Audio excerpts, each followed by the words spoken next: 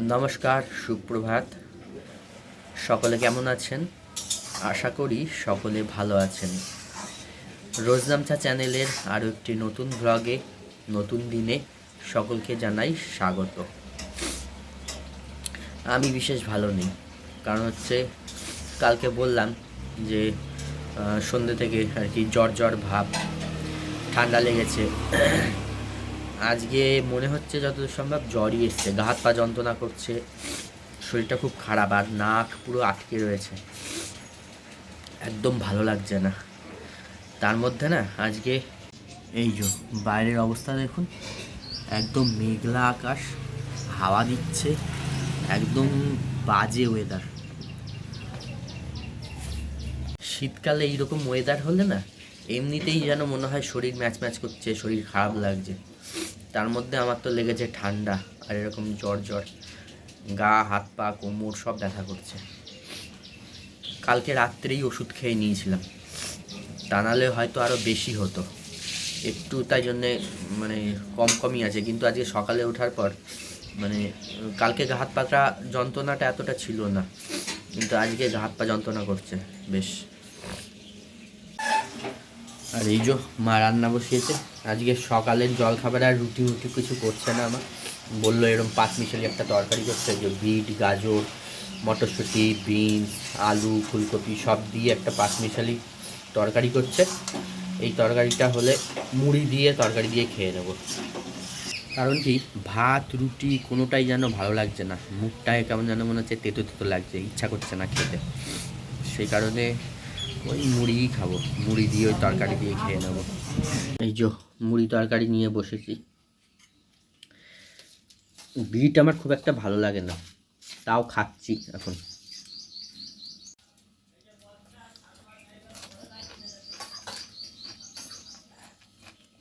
ওই যে মাও ওই মুড়ি তরকারি খাচ্ছে। এটা একটু বড়ি দিতে ভালো লাগতো।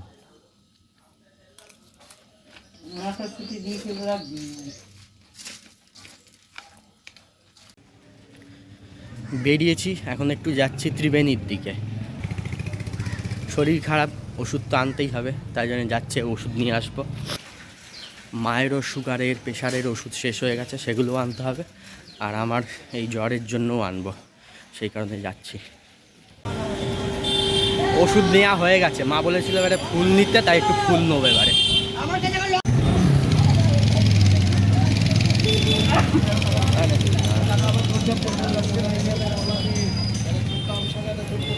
এই হলুদ মালাগুলো কত করে একটা দাও তো?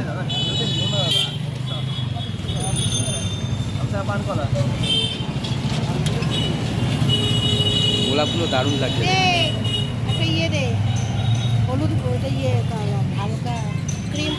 দারুণ দেখতে লাগছে।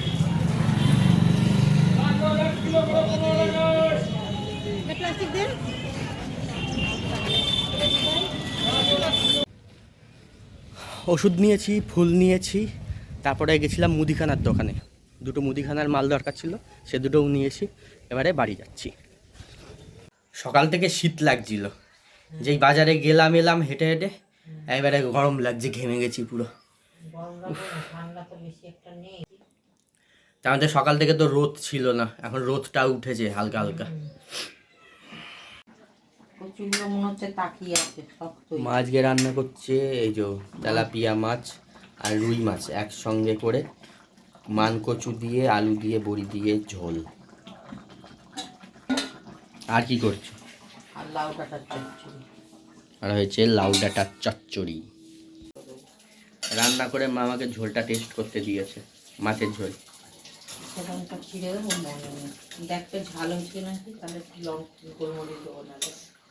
সব ঠিক আছে, কিছু লাগবে না, আর কিছু লাগবে না।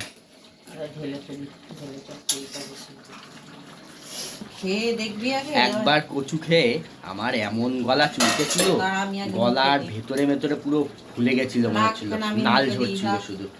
সেই কারণে তখন থেকে না আমি এই মান কচুটা বিশেষ করে হেভি ভয় পাই। আমার খেতে ভালো লাগে, কিন্তু ওই গলা চুলকানোর পর থেকে আমি ভয় লাগে, আমার হেভি খেতেই ইচ্ছা করে না। খেলেও মনে হয় এই গলা ধরছে, গলা চুল করছে, বোধহয় এরকম লাগে। এই যে আমাকে মা কচু দেখতে দিয়েছিল, ওই জন্য মা আগে খেয়ে দেখে নিল, যদি গলা চুলকায় তাহলে আমি খাবো না। না না বললো, তাহলে এবারে দেখা যাক আমি খাই। শক্ত কিন্তু চুলকাচ্ছে না তো। আমারটা কচু দে তো। পুরো কচকচ করছে কচুটা। না না মাছ মাছ রোজ ভালো। কচুটায় না গলা ধরছে না, আর ঝোলটাও খেতে খুব টেস্টি হয়েছে, কিন্তু কচুটা শক্ত, চিবাচ্ছি গলা ধরছে না, কিন্তু কিন্তু সেই অনেকটা ওই যে ওই ওলকপি যেমন হয় সেই রকম লাগছে। তখন ওষুধটা খেয়ে এখন শরীরটা একটু ভালো হয়েছে, ঘাত পা যন্ত্রণাটাও কমেছে, তবে নাকটা আটকে রয়েছে, নাকটা ছাড়ছে না কিছুতেই। আর এখন খেতে বসেছি। এই যে আজকে রান্না হয়েছে, এটা কি শাক, লাউ শাক না কুমড়ো শাক? লাউ শাকের চচ্চড়ি, আর হয়েছে এটা হচ্ছে মাছ ভাজা, আর হয়েছে ওই কচু দিয়ে আলু দিয়ে বড়ি দিয়ে মাছের ঝোল। এই যে তেলাপিয়া মাছের ঝোল, ঝোলটা বেশ টেস্টি হয়েছে, কিন্তু কচুটা গলেনি, কচুটা কচকচ করছে একদম, বললাম।